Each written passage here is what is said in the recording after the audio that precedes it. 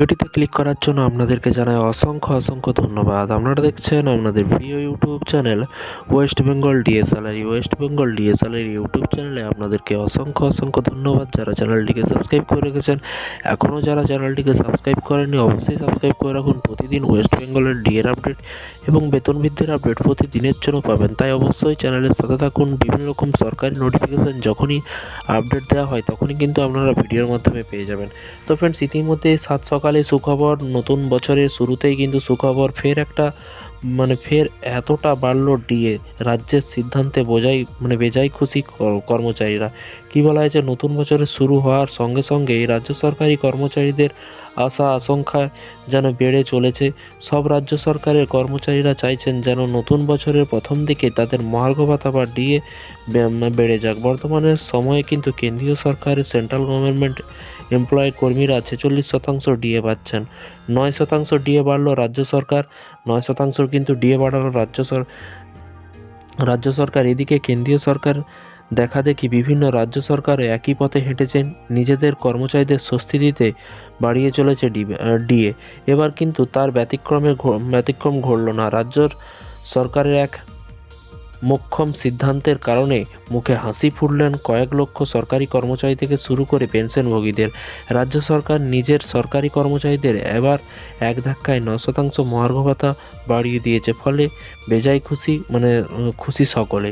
এবং এখানে বলা হয়েছে, শোনা গেছে হরিয়ানার লক্ষ লক্ষ সরকারি কর্মচারী এবং পেনশনভোগীদের জন্য সুখবর রয়েছে। মনোহর লাল খট্টর সরকার ষষ্ঠ বেতন কমিশনের বেতন গ্রহণকারী কর্মচারী এবং পেনশনভোগীদের মহার্ঘ ভাতা ব্যাপকভাবে বাড়িয়েছে।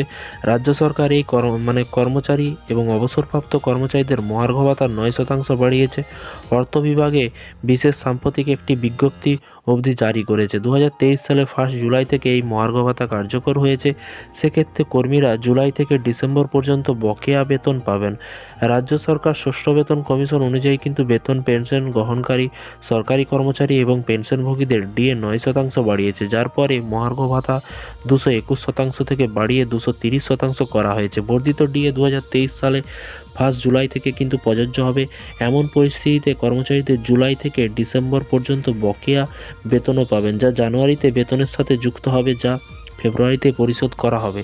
ষষ্ঠ বেতন কমিশন অনুযায়ী কিন্তু বাড়বে ডিএ। অর্থ দপ্তরের অতিরিক্ত মুখ্য সচিব অনুরাগ রস্তগি মহার্ঘ ভাতা বাড়ানোর আদেশ জারি করেছে। সপ্তম বেতন কমিশনের অর্থ অনুযায়ী কিন্তু 2,85,000 কর্মচারী এবং 2,62,000 পেনশনভোগী মহার্ঘ ভাতা ইতিমধ্যে নভেম্বরে 4% বাড়িয়ে 46% করা হয়েছে।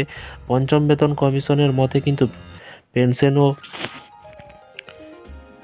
ও বেতন গ্রহণকারী কর্মচারীদের মহার্ঘ ভাতাও ডিসেম্বরে বাড়ানো হয়েছে। এবং এখন ষষ্ঠ বেতন কমিশনের অনুসারে কিন্তু বেতন ও পেনশন গ্রহণকারী কর্মচারীদের ডিএ বাড়ানো হয়েছে। তো ফ্রেন্ডস, সমস্ত রাজ্য কিন্তু একে একে ডিএ বাড়াচ্ছে, আর পশ্চিমবঙ্গ 10% গিয়ে আটকে গেছে। তো পশ্চিমবঙ্গ সরকারি কর্মচারীদের 19 তারিখ আছে আন্দোলন। শহীদ মিনারে সকলেই আসুন, সবাই মিলে একত্রিত হয়ে আপনাদের প্রাপ্য এবং অধিকার, ডিএর অধিকার, সেটা আপনারা সরকারের কাছ থেকে আদায় করুন। না হলে কিন্তু সবাই যদি একত্রিত না হন তাহলে কিন্তু ডিএ আদায় করা খুব সমস্যার মধ্যে পড়বেন সংগ্রামী যৌথ মঞ্চের সমস্ত সদস্যরা, কারণ একত্রিত হলে কাজ করতেও ভালো লাগে।